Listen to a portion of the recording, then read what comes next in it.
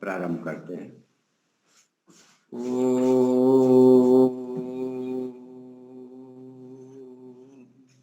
सहनां भवतु सहनौ भुनक्तु सह वीर्यं कर्वावहै तेजस्विनावधीतमस्तु मा विद्विषावहै। ओम शांति शांति शांति। सबको सादर नमस्ते जी। नमस्ते जी। नमस्ते नमस्ते। वैदिक प्रज्ञा व्याख्यानमाला जो ऑनलाइन गांधीनगर अहमदाबाद गुजरात से चलायमान है। तो हमारे आप सब जानते हैं कि आत्म साधना शिविर लाकरोड़ा दर्शन योग धाम में अभी अभी आज समापन हुआ। तो मैंने सोचा कि हमारे श्रोता है, हमारे विद्वान भी है, तो उनसे मैंने संपर्क किया और उनकी स्वीकृति मिल गई और मैंने सोचा कि चलो आज के विद्वान हमारे यहाँ के उनको हम लाभ लेंगे। तो हमारे पास आज 2 वक्ता है। तो एक छोटा सा भजन लेने के लिए मिनेश जी, बहन जी, मिनेश बड़ौदा, हाँ भजन सुनाइए। आप भजन सुनाइए। अच्छा, आप कभी कभी आते हो तो हम आपको सुनने का लाभ लेंगे जी। गाइए।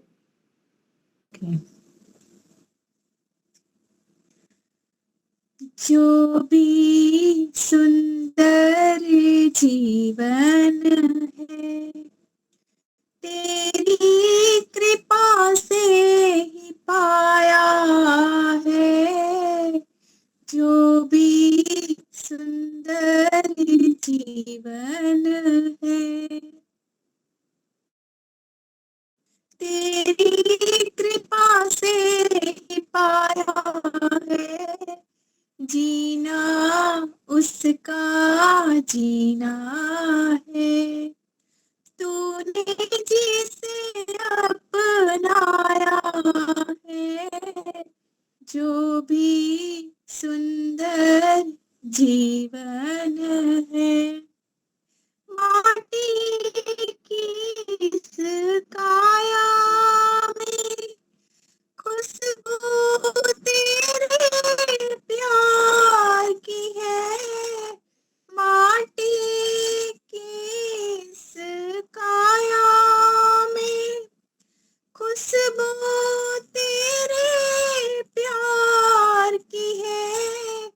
प्राणों में जो दीवी दाता तेरे अद्भुत भाव की है। तेरे अनुपम भावों की है। तुझ संग जीना जीना है।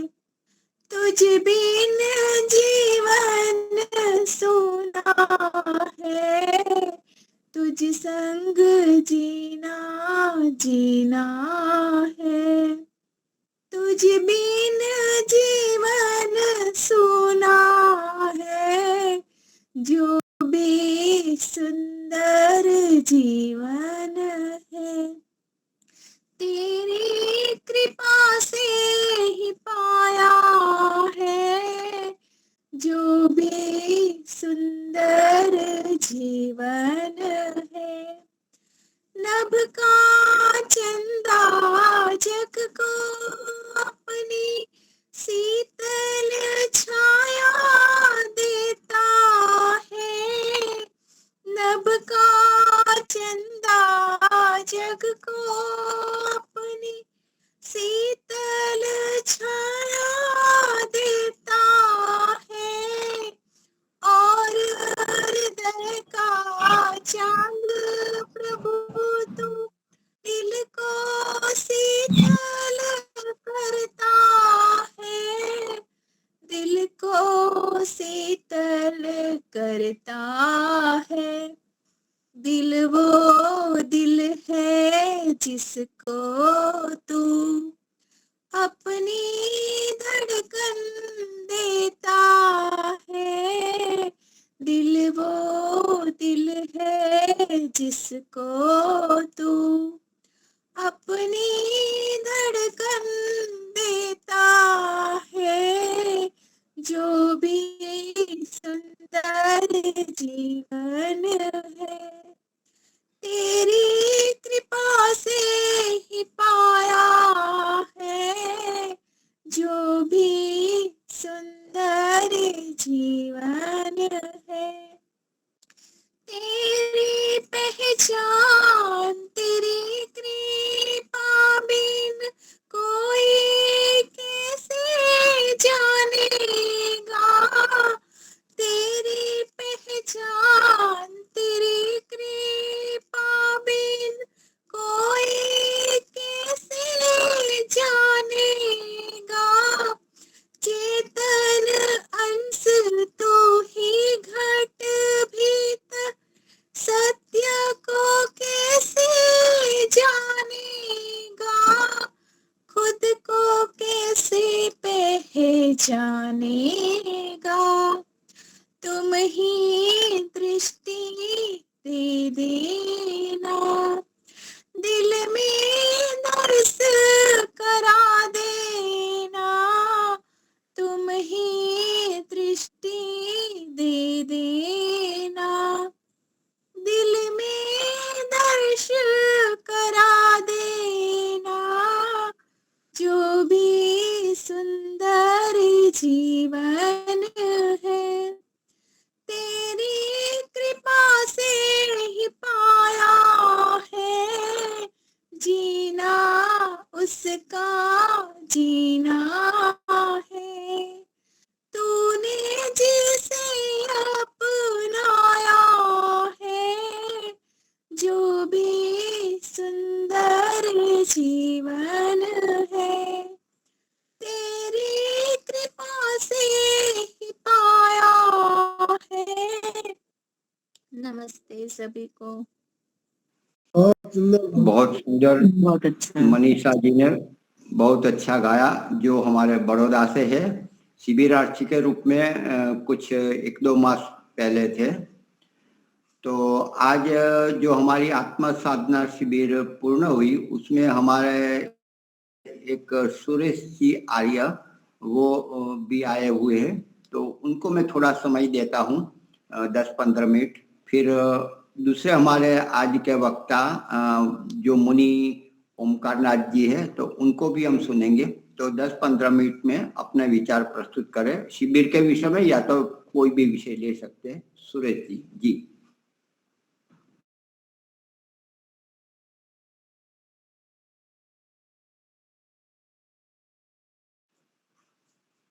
नमस्ते जी सभी को। नमस्ते। मेरा नाम सुरेश कुमार आर्य है और मैं जींद हरियाणा से हूँ। तो हो सकता है थोड़ी ही मेरी भाषा इस ग्रुप में ना समझ में आए, इसके लिए मैं प्रयास तो करूंगा। शिविर में यहाँ आया मैं, बहुत ही अच्छा लगा। बहुत यहाँ सभी को आना चाहिए। सबसे पहले तो मैं इस ग्रुप में यही प्रार्थना करूंगा, एक बार यहाँ आके शिविर में जो ना आए हैं उन्होंने आना चाहिए। और जो विद्या यहाँ हमारे को मिली है वो कहीं बाहर नहीं मिलेगी, किसी सिलेबस में नहीं है। वो किसी यूनिवर्सिटी में, कॉलेज में, स्कूल में नहीं पढ़ाई जाती। वो तो यहाँ सन्यासियों से ही मिलती है। तो मैं थोड़ा सा जो अपना अनुभव है वो आपके साथ शेयर करूंगा।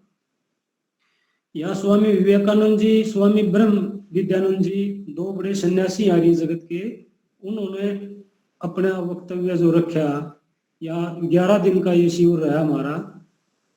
और यहाँ गुजरात के लोगों ने खासकर भोजन की व्यवस्था, रहन सहन की व्यवस्था बहुत अच्छी करी है। इन सभी का धन्यवाद भी करता हूँ मैं। और जो खास बात जो मेरे समझ में आई, पकड़ में आई, वो आई आत्मा, परमात्मा और प्रकृति। भाई ये त्रेतवाद है, इसको समझना चाहिए। इसको समझे बगैर मनुष्य का जीवन असफल है। हम क्या समझते हैं, भाई जीव अलग है, आत्मा अलग है। हम शरीर को ही आत्मा मानते हैं। हम अपने आप से बात करेंगे तो ऐसा लगता है बस जो ये शरीर है या मैं हूं यही आत्मा है, सभी को ऐसा ही लगता है। मेरी बात समझ में आ रही है जी सभी को? ओके। हाँ जी, हाँ जी।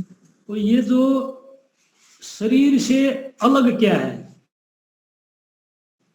क्या लगता है कभी? ये ब्रह्म विद्यानंद जी ने, उनका जरूर शिविर करो आप कभी भी मौका मिले तो। उन्होंने ऐसा एक एक चीज परत हटा दी।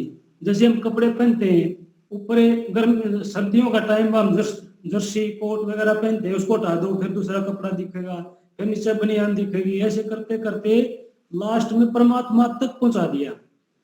यो ऐसा और कहीं नहीं मिलता। मैं आर्य समाज से बिलोंग करता हूँ, हरियाणा में आर्य समाज है, वहां भी जाता हूँ, पर ऐसी विद्या की बातें जो हैं आम जन के लिए वो कभी नहीं सुनी। अब देखो, आत्मा में ज्ञान होता है, सभी यही बताते हैं ना, आत्मा का गुण है ज्ञान, या संस्कृत में इसको ज्ञान भी बोलते हैं। मुनि जी ज्ञान बोलते हैं, ठीक है, ज्ञान ज्ञान बोलते हैं संस्कृत में इसको। तो हम सभी सोचते हैं आत्मा का गुण है ज्ञान, सुख दुख प्रियतम, परंतु ज्ञान क्या आत्मा का स्वाभाविक गुण है? यहां मुझे पता चला है आत्मा का ये स्वाभाविक गुण नहीं है, ये तो उसने निमित्त से लिया है, प्रकृति से लिया, तो मिथ्या ज्ञान हो गया। अब कोई मान लो ये जैसे एक उंगली है, इसको कोई ये कह दे भाई ये तो दो उंगली है, ऐसा बोल दे, है तो एक है, कोई दो बोल दे इसको, और दूसरा मान ले वहां दो ही है, तो वो मिथ्या ज्ञान हो गया। और कोई जानता है बिल्कुल प्रत्यक्ष देख लेगा तो एक दिखाई देगी। ऐसे ऐसे उदाहरण देके स्वामी जी ने समझाया। तो मिथ्या ज्ञान जो है वो प्रकृति से ले लेता है और फिर तो दुखी होता है, उस ज्ञान को छोड़ देता है। तो छोड़ेगा कब? जब वो बहुत ज्यादा दुखी हो जाएगा, फिर वो देखेगा कि मैं वेदों से या जो सन्यासियों से कहीं जाके मैं दुख को कैसे हटाऊं, फिर उनकी बातों पे विश्वास आहिस्ता आहिस्ता करने लगेगा। जब उनकी बातों पे विश्वास होगा तब उसको हटाने की कोशिश करेगा, वो उस मिथ्या ज्ञान को हटा दे। तो जो ज्ञान दूसरे से आके जमता है और फिर वो हटाना भी है, तो उसका स्वाभाविक नहीं होगा। तो यहां बताया गया, स्वामी जी ने ऐसा गजब का उदाहरण देके बताया, आत्मा का जो ज्ञान है वो जानना है, वो जानकारी करता है, स्टोरेज नहीं करता, उसका अपना ज्ञान नहीं है वो उसका ज्ञान जो है तो वेद से आएगा, शब्द ज्ञान हो गया, या वो स्वाभाविक अपने अंदर अनुभूति करेगा। तो जब तक वो खुद अनुभूति नहीं कर लेगा तब तक वो लगा रहेगा। जैसे मान लो मेरे को भूख लगी है, तो भूख लगी है तो दूसरा व्यक्ति खाना खा रहा है, तो क्या मेरी भूख मिट जाएगी? तो जब तक मैं खुद नहीं खाऊंगा तब तक मेरी भूख नहीं मिटेगी। तो स्वामी जी ने बताया भाई आप दूसरे के ज्ञान से कब तक करोगे, वो तो बता के चला जाएगा। आपने अपना आप को अलग अलग करके देखना, ये शरीर है और इसके में रहने वाला आत्मा है, उस आत्मा को ही जानना। पहले तो आत्मा को जानो, फिर परमात्मा को जानने की कोशिश करोगे। तो उन्होंने जब ये बात बताई तो बड़ा धक्का लग गया, हम तो इतनी गहराई तक कभी गए ही नहीं थे। तो जो यो अज्ञान है यो कहाँ जमा होता है? फिर ये बात उठी तो ये जो हमारा चित्त होता है, मन भी कहते हैं चित्त भी कहते हैं, उसके अंदर संस्कार पड़ते हैं, उसमें वो जमा होते रहेंगे, जमा होते रहेंगे। वो जब तक वो अच्छे लग रहे हैं तब तक तो उनको पकड़ता रहेगा, फिर एक समय ऐसा आएगा तो उनसे दुख होना शुरू हो जाएगा।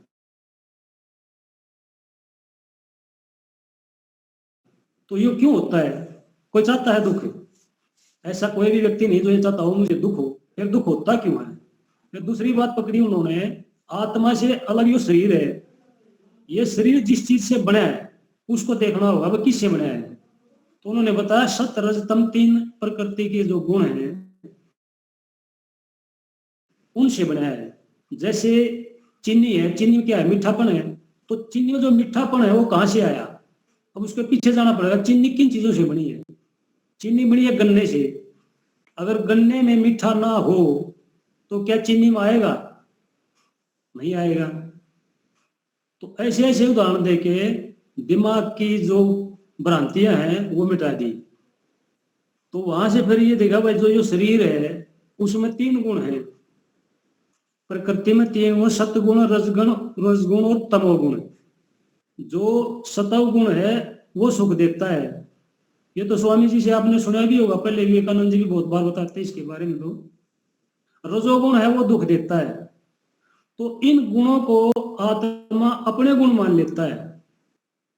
जब वो अपने गुण मान लेता है उनको और मिले और मिले। जैसे रसगुल्ले का स्वामी जी कई बार उदाहरण देते हैं, भाई एक बार रसगुल्ला खाया उसको फिर दोबारा फिर खाने का उसमें सुख ले लिया तो फिर खाने के लिए मन करेगा। तो वो मन जड़ वस्तु है, उसको आत्मा चलाता है, उसी में वो संस्कार पड़ जाते हैं। मन के 2 भाग बताए, चित्त और मन। जो चित्त है उसमें संस्कार जमा होते हैं। तो वो जो चित्त से मुझे लगता है मैं अपनी जो मेरी बुद्धि है उसमें मैंने ये पूरा देखा जाना। तो जो चिप है आजकल मोबाइल में चिप डलती है, उस चिप में भी स्टोरेज हो है। कोई हम बोलेंगे या कोई वीडियो डालेंगे उसमें स्टोरेज हो जाएगी। जब मैं बोल रहा हूं तो इसकी जो चिप है इसके अंदर ये स्टोर हो जाएगा। तो ऐसे ही चित्त से ही चिप बना हुआ ऐसा लगता है। तो जब तक उस चित्त से उन संस्कारों को नहीं हटाएगा तब तक आत्मा की परमात्मा की तरफ नहीं बढ़ेगा। तब तक तो ऐसा ही मानता रहेगा, शरीर को ही मानता रहेगा। तो वो जानकारी कैसे होगी? जानकारी होगी कोई विद्वान व्यक्ति जो इस चीज को पूरा देख लेगा। अब यह स्वामी ब्रह्म विद्यानंद जी को ऐसा लगा भाई इन्होंने इन चीजों को जान लिया है। उनका जो बताने का ढंग था, जिस तरीके से उन्होंने बताया, एक आम जन जो साधारण कभी संस्कृत नहीं पढ़ा है मेरे जैसा, मैं तो अपने आप को विद्वान कह भी नहीं सकता, नॉर्मल साधारण मेरी पढ़ाई है, और जो उन्होंने मेरे को समझाया मुझे पूरी तरह से ये समझ में आ गया भाई आत्मा अलग है, शरीर अलग है और परमात्मा इनसे अलग है। तो उन्होंने तीसरा जो त्रैतवाद में तीसरा जो वस्तु है, तीसरा तत्व है जो, वो परमात्मा को बताया। परमात्मा में 100% आनंद है। वो प्रकृति को छोड़ देगा तब उसकी तरफ बढ़ेगा। तो प्रकृति से हम सुख भोग रहे हैं, हमारे पास हर तरह का सुख है, सबके घरों में सुख के साधन है। तो एकदम से कह दे भाई सुखों को छोड़ दो, बहुत मुश्किल है छोड़ना। तो आहिस्ता आहिस्ता करके इन चीजों को है, उसमें दुख देखना उन्होंने बताया भाई इन चीजों में ये देखो भाई कोई चीज जो बनी है, अब जैसे मान लो हम यहाँ का जो प्रसिद्ध भोजन है क्या जी है कि मिठाई ढोकला, ढोकला, खमण, आपका ढोकला ही है जैसे। तो उन्होंने बताया ढोकला खाते हो जब ढोकले को ऐसे देखो भाई ढोकला किन चीजों से बना है, उस ढोकले का तोड़ो आप है, उसमें जो जो चीजें बड़ी हैं मिठाई भी डलता है उसमें। हाँ, उसमें आटा लगता है दाल का। हाँ, दाल का आटा, मीठा, नमकीन बेसन मिलता है। उन सारी चीजों को अलग अलग तोड़ो, फिर देखो उसको क्या वो ढोकले वाला जो मैं ढोकला खा रहा हूँ, मैं ढोकला खा रहा हूँ या आटा, दाल, मीठा इन चीजों को खा रहा हूँ। ऐसे तोड़ते तोड़ते जाएंगे तो शरीर को उन्होंने बिल्कुल तोड़ के ये बता दिया भाई यो जिन सारी सृष्टि जिन कणों से बनी है ना, उन कणों में 100% सुख देने की क्षमता नहीं है।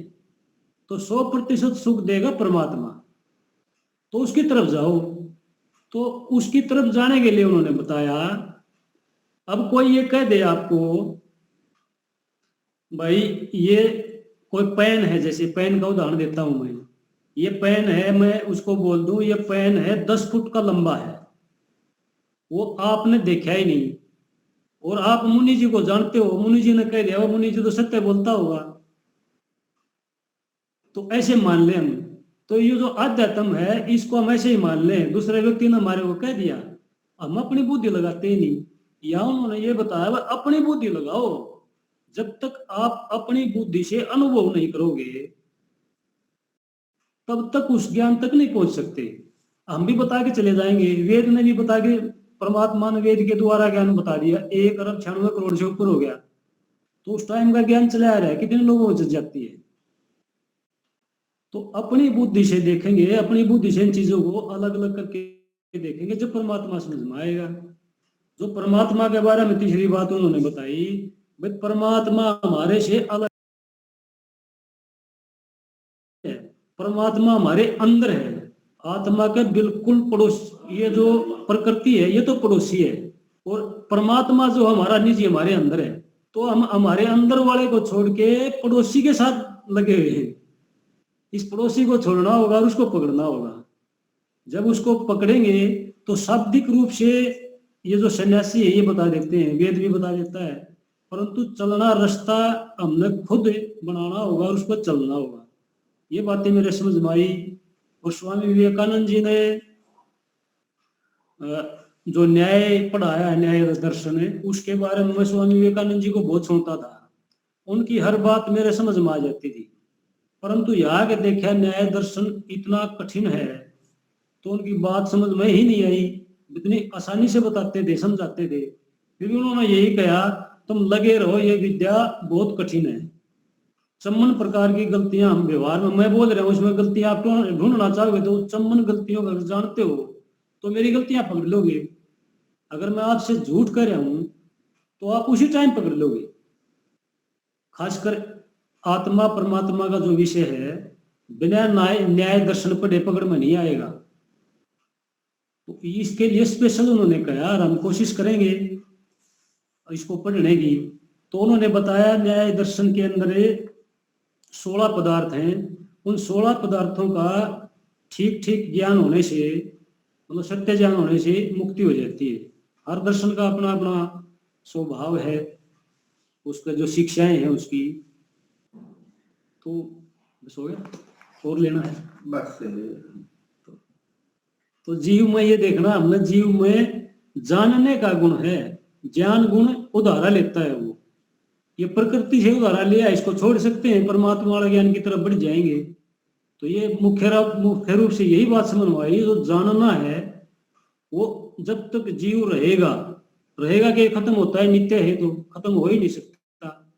तो सदैव से उसका गुण ये रहेगा, जानने की कोशिश करेगा। अब मैं आपको कुछ बता रहा हूं, इसमें से आप जानने की कोशिश करेंगे भाई इस वक्ता ने क्या गलत बोला, क्या सही बोला। यही जीव का गुण है। जब ये जीव इसमें से निकल जाएगा शरीर में से, तो ये जानने का गुण उसमें नहीं रहेगा, गुण से गुणी को जाना जाएगा। जो आत्मा का गुण है जानना, ये जब शरीर छोड़ के चला जाएगा तो शरीर पड़ा रह जाता है, सभी ने देखे हुए हैं, तो वो जान ही नहीं सकता। तो ये बहुत साधारण तरीके से बिल्कुल गजब के उससे समझा दी गई। अब इस पर चलना ना चलना हमारा काम है, हम चल पाएंगे या नहीं चल पाएंगे हमने देखना है। अगर इस संसार से हम दुखित हो जाएंगे तो ईश्वर को पकड़ेंगे, और संसार में सुख मिलता रहेगा तब तक हमें संसार में लगे रहेंगे। ये मेरे बात समझ में आई जो है वो मैंने आपके साथ शेयर करी। तो उनने ये भी बताया बहुत सी बातें ऐसी हैं वो तो उनको सुनना चाहिए। मैं तो यही कहूँगा, स्वामी विवेकानंद को तो आप सुनते भी होंगे, ब्रह्म विद्यानंद जी को भी सुनना चाहिए। यहाँ आपके जो प्रियेश जी हैं ये भी पढ़ाने वाले बहुत अच्छी तरीके से पढ़ाते हैं। तो ये आगे मुनि जी बताएंगे आगे। आपने मेरे को सुना, आप सभी का बहुत बहुत धन्यवाद जी। नमस्ते सभी को। धन्यवाद आपका।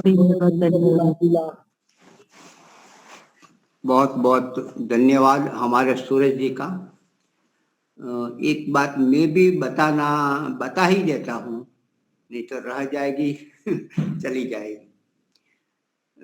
हम अपने घर में रहते हैं, घर में दरवाजा बंद हो, खिड़की खुली हो, जो भी हो, लेकिन कचरा तो आ ही जाता है और कचरा साफ करना ही पड़ता है, वो झाड़ू से। तो झाड़ू मजबूत होना चाहिए और दिन प्रतिदिन सुबह शाम बार बार झाड़ू लगाते हैं तो घर स्वच्छ रहेगा और हमें अच्छा लगेगा। लेकिन हमें भी परमात्मा ने ये शरीर रूपी झाड़ू दिया है। कचरा इतना ज्यादा, राग द्वेष काम क्रोध लोभ मोह ममता, इतना सारा हम भरते जाते हैं, डालते जाते हैं, आता जाता है, इतना आता है कि ये घिस जाता है। ये जो झाड़ू है जो चलने वाला 100 है उतना तो मजबूत नहीं रहा, 60, 70, 80 से चलेगा नहीं, ये स्थिति है। तो हमारा झाड़ू 80 वर्ष से पहले 60 वर्ष में घिसना चालू हो गया, घुटन जवाब मना कर रहा है, आंखों काम नहीं कर रही है, पाचन हो नहीं रहा, गोली पे गोली, शुगर सब बढ़ गया है। तो कचरा बहुत लगा है और सावनी मजबूत है नहीं, वो घिसते घिसते पहले ही घिस जाती है, उनकी आयु से भी पहले। तो ये कचरा इतना ज्यादा है कि एक जन्म नहीं, अनेक जन्मों का कचरा है, वो साफ करना है। तो हमें संकल्पबद्ध जब नहीं होगे तब तक ये कचरा साफ होगा नहीं। राग और नया जब तक रोकेंगे नहीं तब तक पुराना खाली होगा नहीं। तो नया रोका जाए और पुराना धीरे धीरे धीरे धीरे संकल्पबद्ध होकर करेंगे तो साफ हो जाएगा और फिर पूर्ण पवित्र हो जाएंगे और प्रभु के गोद में बैठने के लायक बन जाएंगे। तो मैं हम आज के हमारे वक्ता सुरेश जी आर्या का मैं बहुत बहुत धन्यवाद करता हूं, उन्होंने मुझे समय दिया, हम सभी को समय दिया, खूब खूब धन्यवाद। आज के वक्ता हमारे जो माउंट आबू है उसमें अपनी एक सेवा प्रदान कर रहे हैं, आधुनिक शिक्षा कंप्यूटर आदि की, मुनि जी है।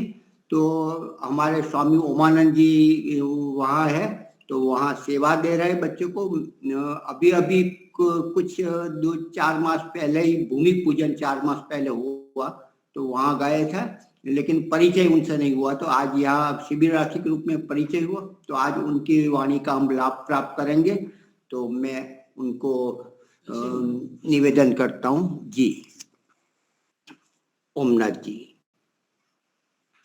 सेट करें आराम से।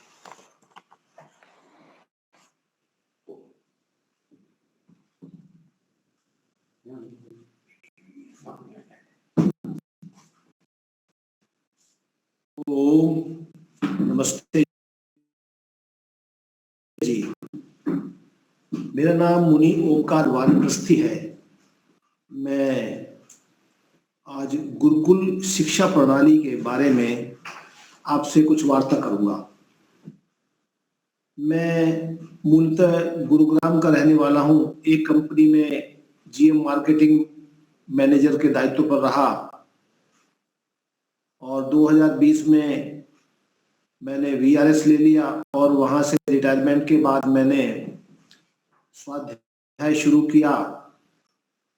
तो मैं बहुत ही पाश्चात्य ढंग से जीने वाला व्यक्ति, बहुत ही भोग विलासिता में जीने वाला व्यक्ति, बहुत साधारण सा व्यक्ति रहा। लेकिन घर में आर्य समाज का माहौल था। मेरे पिताजी, मेरे दादाजी आर्य समाजी रहे हैं, तो उनके संस्कार स्वरूप मुझे भी अध्ययन स्वाध्याय करने का मौका मिला। तो फिर मेरी भावना हुई कि कुछ अलग करना चाहिए, कुछ अलग हटके करना चाहिए। तो आगे स्वाध्याय करते करते ईश्वर की खोज में फिर मैं विरक्त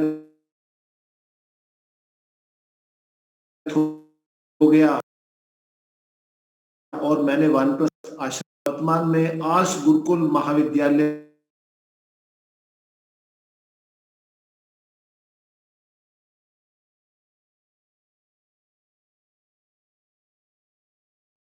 दरअसल वानप्रस्थी गुरुकुल में अपनी सेवाएं दे रहा है।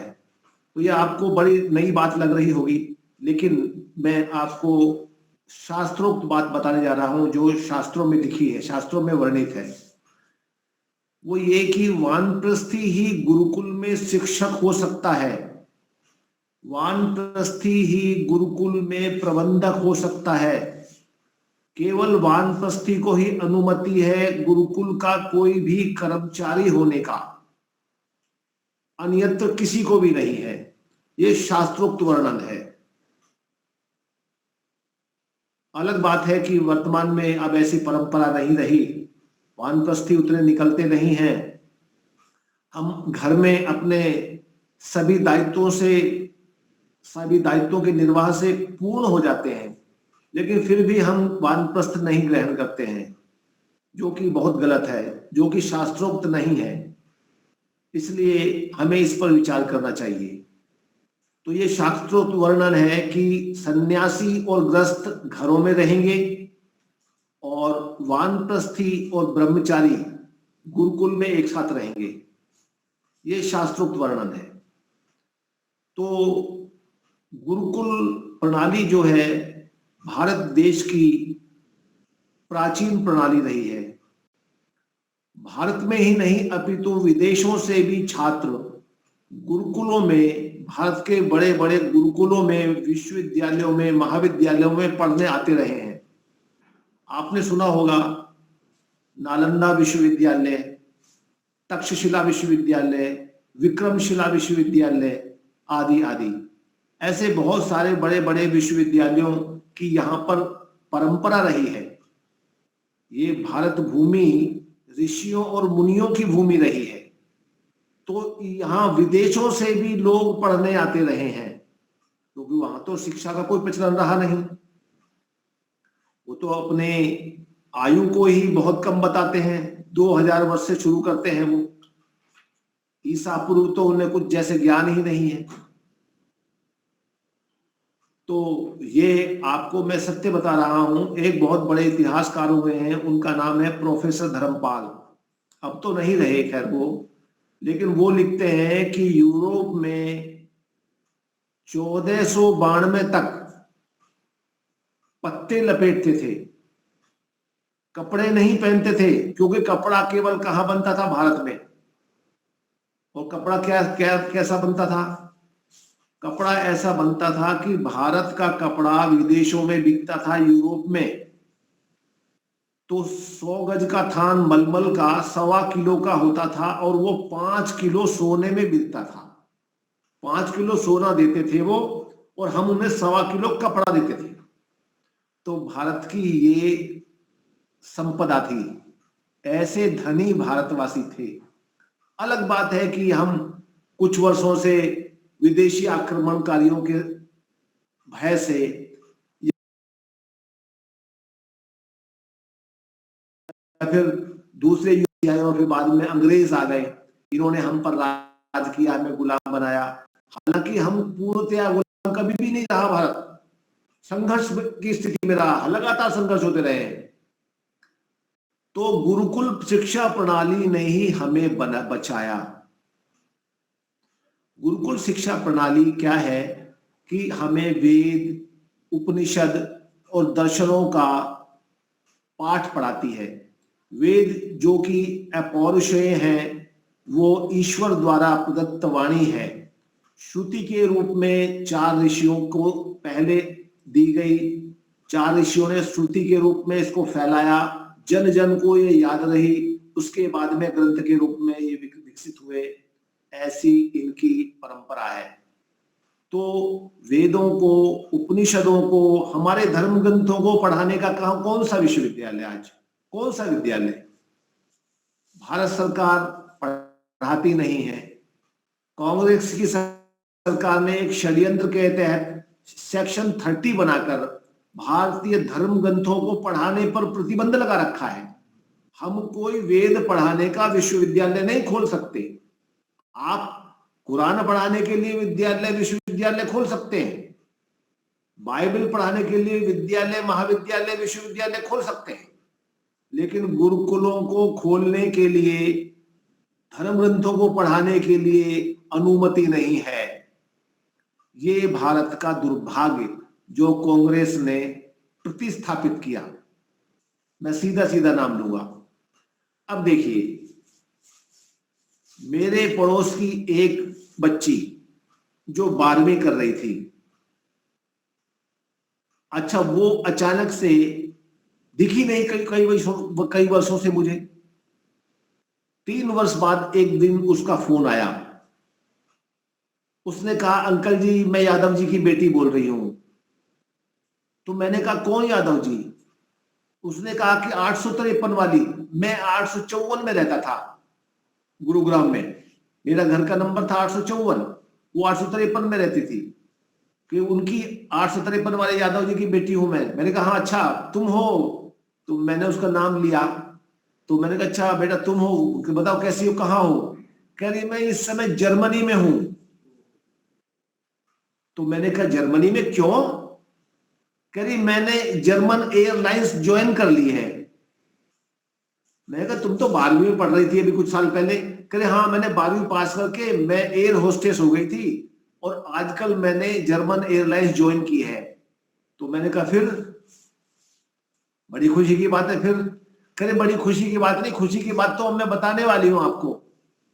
मैंने कहा क्या? तो कह रही आपने एक बार अपने व्याख्यान में बताया था कि जर्मन की जो एयरलाइंस है उसका नाम लुफ्टहांसा है। लुफ्टहांस यानी कि जो हंस ऐसा जो लुप्त हो चुका है। तो मैंने कहा हाँ ये बात सच है। मैंने कहा हमारे पास विमान हैं, रहे हैं उस समय उस काल में, हमारे पास प्रौद्योगिकी रही है, हम विमान उड़ाते रहे हैं।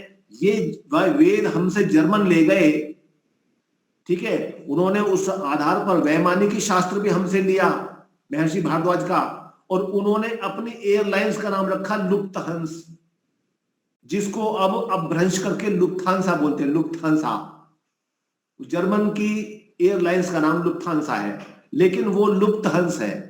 तो मैंने कहा अच्छा तुम कैसे कह सकती हो कि इस एयरलाइंस में मैं काम करती हूँ, यहां सब इसको लुफ्टहांसा बोलते हैं, कोई भी लुफ्थांसा नहीं बोलता है। मैंने कहा भारत में तो इसको लुफ्थांसा बोलते हैं। कह नहीं अंकल इसको लुफ्टहांसा बोलते हैं यहाँ पर। तो मैंने कहा फिर? तो कह मैं अभी जर्मन के एक सिटी में हूं और यहां पर संस्कृत माध्यम से चलने वाली एक यूनिवर्सिटी है, मैं उसको देख कर आई हूं आज, और उसमें वेदों से लिया गया एस्ट्रोफिजिक्स पढ़ाया जाता है। एस्ट्रोफिजिक्स नेस्तनाबूद हो गया है, बचा नहीं है भारत में, लेकिन जर्मन में पढ़ा रहे हैं। तो मैंने कहा फिर? मैं तो इस बात को जानता हूं क्योंकि इस बात को एक अंग्रेज लिख रहा है अपनी डायरी में। तुम्हें कैसे पता चला? कह रहे उस दिन मुझे यकीन नहीं हुआ था जब मैं छोटी बच्ची थी, आप व्याख्यान दे रहे थे गुड़गांव में कहीं, आपने मुझे, हमें, मेरे पिताजी को, माताजी को आपने इनवाइट किया था, मैं भी चली गई उनके साथ में। उस समय मुझे यकीन नहीं हुआ था क्यों उस समय मेरे पास जो है आम भारतीय बालक का एक आधुनिकता का चश्मा चढ़ा हुआ था, सत्यता मुझे पता नहीं थी। तो खैर ये मुझे एक हर्ष मिश्रित आश्चर्य हुआ कि चलो अच्छी बात है कि आप वहां पे हो। अदरवाइज कभी कभी मैं भी संकोच करता था कि इस बात को प्रमाण के साथ कैसे कहूं, अब मैं इस बात को और प्रमाण के साथ कहूंगा। तो ये हमारे प्राचीन शास्त्रों की कला। दूसरी बात, एक बहुत तर्कपूर्ण बात बताता हूं मैं आपको। विज्ञान में सारे आविष्कार यूरोपियों और अमेरिकन्स ने केवल 200 वर्षों में क्यों कराए? 200 वर्षों में भी नहीं, 150 वर्षों में। आप सोचिए 1750 से लेकर 1950 तक सारे आविष्कार उन्होंने किए तथाकथित रूप से। चुंबक का भी आविष्कार वही बताते हैं, हवाई जहाज का भी आविष्कार वही बताते हैं, टीवी का भी आविष्कार वही करते हैं, सारे आविष्कार वही करते हैं। क्यों? ये एक षड्यंत्र है उनका। हमारे ही धर्मग्रंथ चुराकर यहां से ले जाकर उन्होंने गहन अनुसंधान किए हैं, और उस अनुसंधान को, उस चोरी किए अनुसंधान को अपने नाम से प्रतिस्थापित करके इन्वेंट कर दिया है। ये यूरोपीय चोरों की और अमेरिकन चोरों की कहानी है, सत्य कथा है ये उनकी औकात है। बापूजी तलपड़े नाम के एक भारतीय ने वो पार्टी के मैदान पर मुंबई में एक विमान उड़ाया था रिमोट के जरिए। 4 सीटर विमान था वो, 4 सीट थी उसमें, और रिमोट से उड़ाया था, और रिमोट से ही उसको उतार लिया था। 42 मिनट उड़ाया था। ये उल्लेख है महाराजा बड़ौदा गायकवाड़ जी ने उनको धन दिया था इसके लिए। कि चलिए आप अनुसंधान कीजिए कि जी मैं ऐसा विमान बनाना चाहता हूं जैसा कि हमारे रामायण में वर्णित है, पुष्पक विमान जैसा मैं उसको बना सकता हूं। कैसे कैसे बना सकते हो? महाराजा गायकवाड़ ने कहा तो भाई ऐसे मैं ऐसे बना सकता हूं कि ये महर्षि भारद्वाज का वैमानिकी शास्त्र उसमें लिखा है, उसमें विमान बनाने की 40 विधियां लिखी हैं, तो मैं उसमें एक विधि से बनाना चाहता हूं जो पहली विधि है। अच्छा ठीक है बनाइए, तो इसके लिए धन चाहिए, तो ठीक है धन ले लीजिए। तो उन्होंने दान दिया है और इसका शिलालेख, दान का शिलालेख जो है बापूजी तलपड़े ने हस्ताक्षर करके खुदा हुआ अभी भी वडोदरा के संग्रहालय में रखा हुआ है, कोई भी भारतीय जाकर देख सकता है। खैर बाद में क्या हुआ? बाद में ये हुआ कि बापूजी तलपड़े की इस अनुसंधान से अंग्रेज चकाचौंध हो गए, क्यों? अंग्रेजों का शासन था यहाँ पर, अंग्रेजों को इसकी भनक लगी, उन्होंने वो फार्मूला बापूजी तलपड़े से छीन लिया, चुरा लिया, उनसे चुरा लिया और उन्होंने इंग्लैंड ले जाकर, और जो महारानी के विश्वास पात्र थे कुछ लोग, राइट भाइयों को, हाँ राइट ब्रदर्स के नाम से जो है दो भाई थे, उनको दे दिया कि आप अपने नाम से इस फॉर्मूले पे काम करो और इसको बनाओ, और ये ऐसा भारत में हो चुका है। एक बात, दूसरी बात बताता हूं, टीपू सुल्तान का पिता है हैदर अली, एक अंग्रेज अफसर की उससे लड़ाई हुई, उस अंग्रेज अफसर का नाम मैं अभी भूल गया हूं, उस अंग्रेज अफसर की उसने नाक काट ली, वो युद्ध में हार गया अंग्रेज सेनापति, और उसको दरबार में पेश किया गया। पेश करने के बाद में उससे बोला बताओ आपके साथ क्या सलूक किया जाए, आप 3 बार हमला कर चुके हो, तीनों बार हार चुके हो। तो उसने उसकी नाक काट ली, कहा कि बहुत बड़ी बेइज्जती है नाक काटनी, हमारे यहाँ तो भारत में आपको पता है कि नाक काटना बहुत बड़ी बेइज्जती होती है, कि इसकी नाक कट गई, नाक कटवा के आ गए, तो उसकी नाक काट ली, और वो अपनी कटी हुई नाक लेकर हाथ में लेकर भागता हुआ कर्नाटक की तरफ मैसूर के पास एक गांव में घुस गया। वहां पर जो बाल काटने वाले लोग होते हैं ना, हम उन्हें नाई बोलते हैं, आप पता नहीं क्या बोलते हैं, जो हेयर ड्रेसर्स होते हैं, ये मूलतः सर्जन है, ये बाल भी काटते हैं और खाल भी काटते हैं रोग ठीक करने के लिए लेकिन तो उसने कटी हुई नाक उनको दिखाई कि क्या हो गया, क्योंकि इसको तो हम जोड़ देंगे। तो वो वहां पर 17 दिन रहा है, उसका उन्होंने 6 घंटे ऑपरेशन किया और नाक को सिल दिया है और नाक जोड़ दी है, उसकी नाक की मध्यम पट्टी कर दी, और उसने वहां पर कह दिया कि हाँ ये शल्य चिकित्सा यहाँ पे होती है। अब वो इंग्लैंड गया है वापस, तो उसने वहां जाके इंग्लैंड में बुलाया कि देखो भारत में मेरी नाक कट गई और तुम कुछ नहीं जानते, तुम बेकार हो।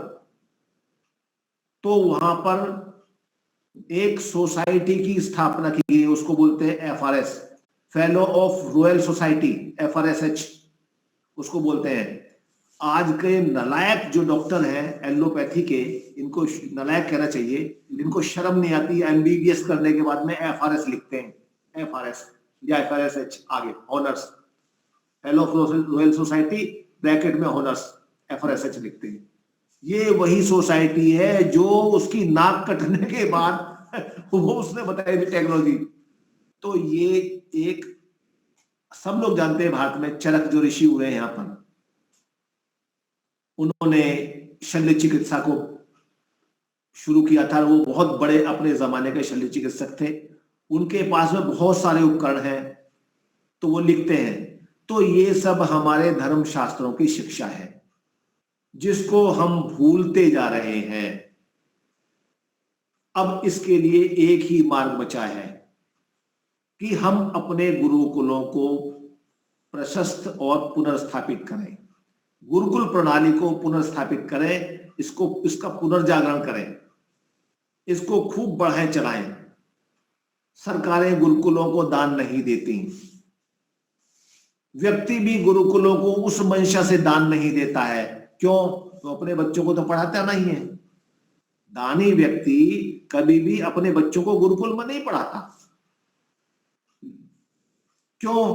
क्योंकि उसके बच्चे को नौकरी नहीं मिलेगी, उसको तो नौकर बनाना है।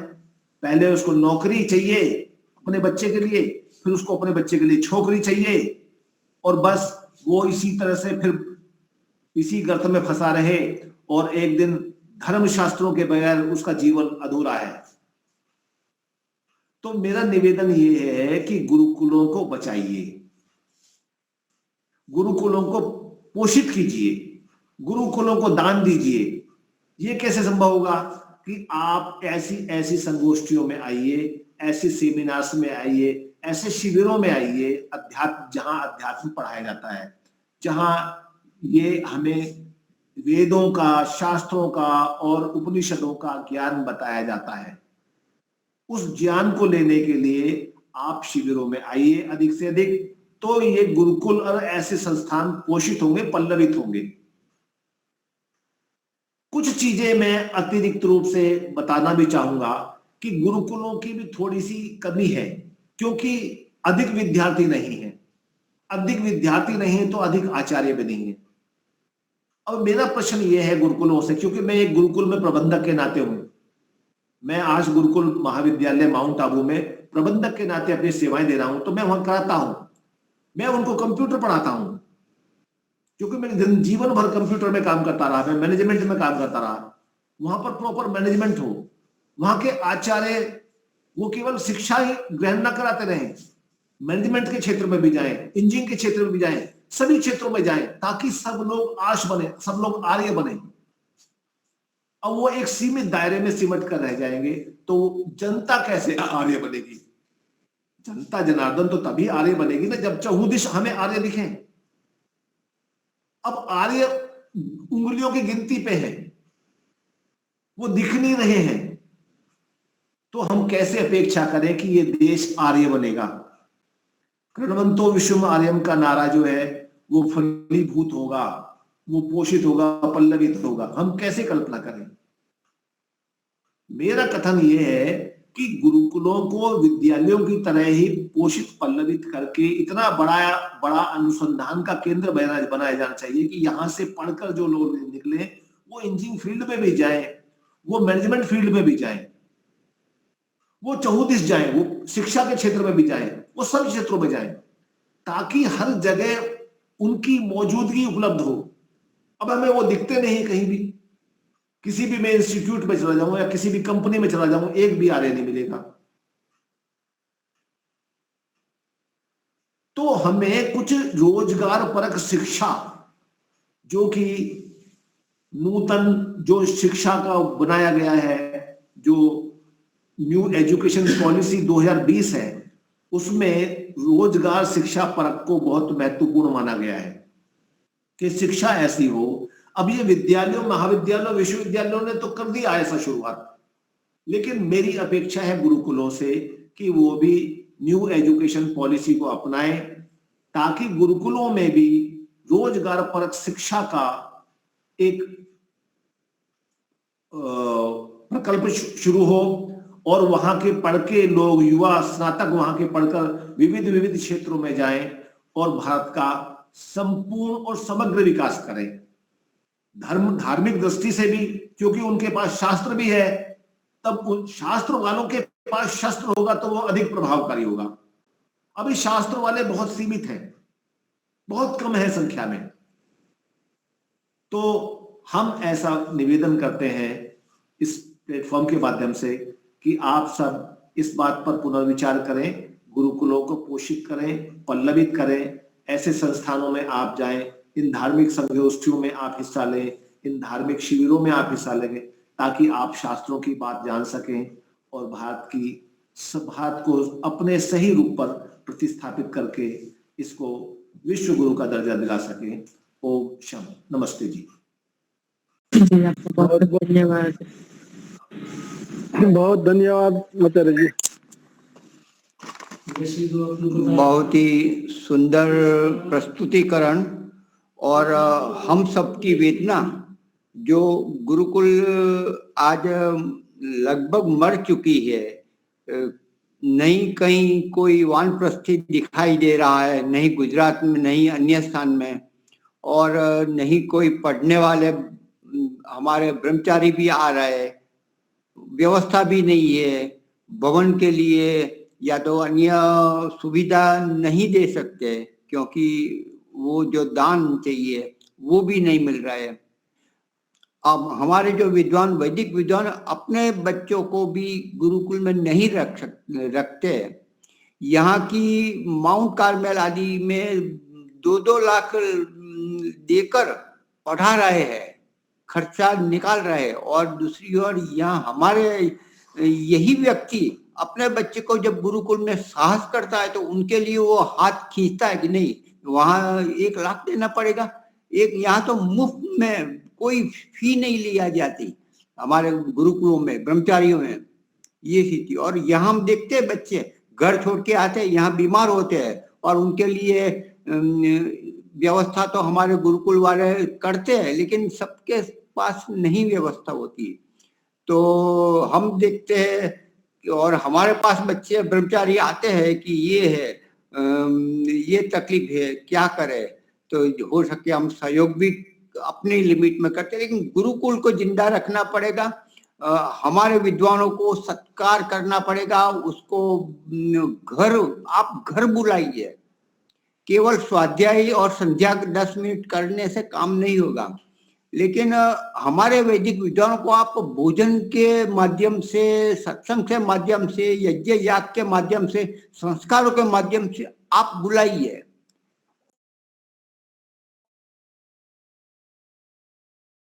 और पोते हैं, सब रंग जाएगा। तो ये स्थिति बहुत जरूरी है। यदि हमें अपने वैदिक धर्म को बचाना है तो प्रतिदिन स्वाध्याय करना ही पड़ेगा, संकल्पबद्ध होकर करना पड़ेगा। और जो वैदिक विद्वान है, जो अच्छे विद्वान है, उसको आमंत्रित करना होगा। और अन्य भी जो व्यवस्था है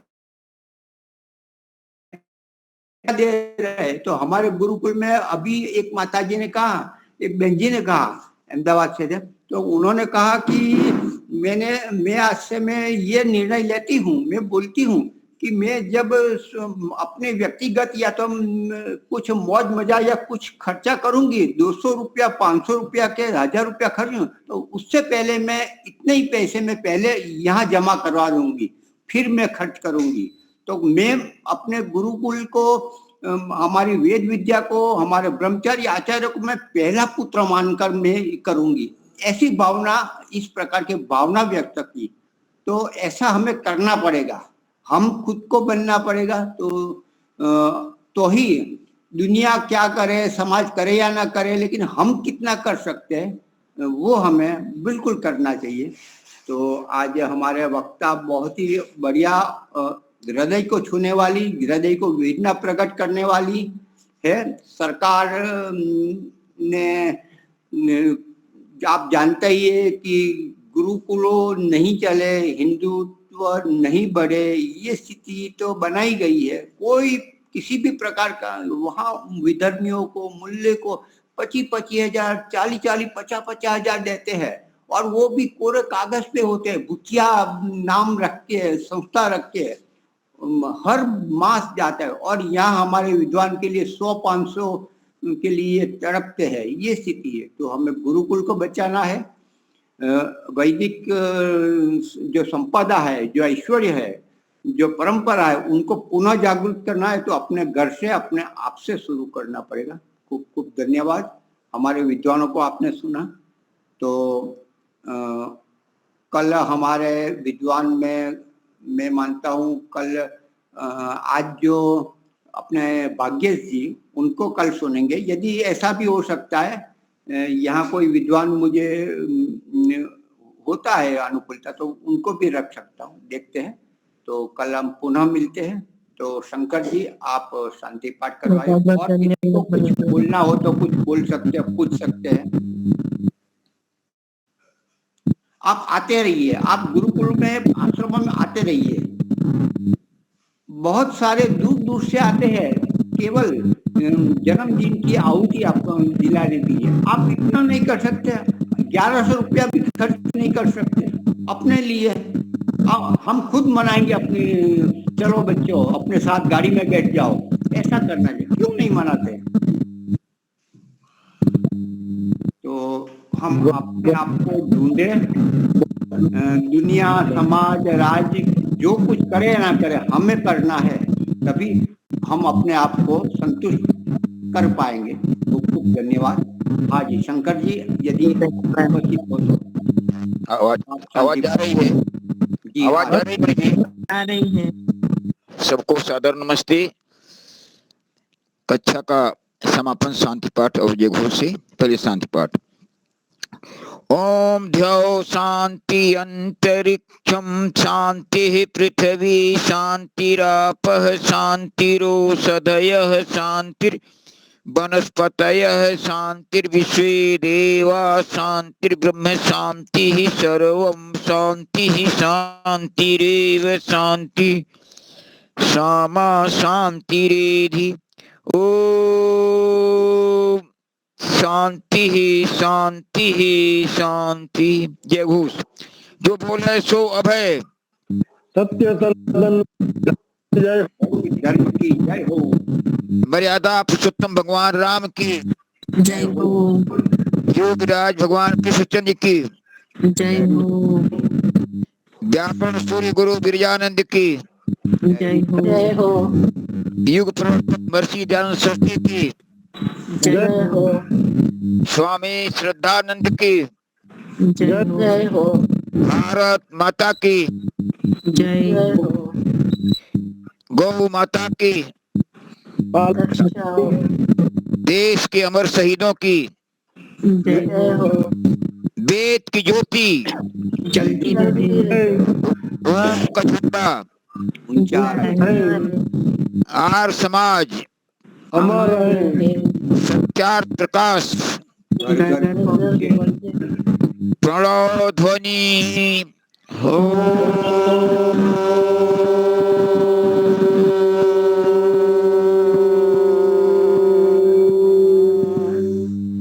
वैदिक अभिवादन। प्रवीण जी आप एडवांस से है ना प्रवीण जी? तो आपकी बेटी प्राची, मैं आपके घर आया था, लिया था, और प्राची जो चोटीपुरा गुरु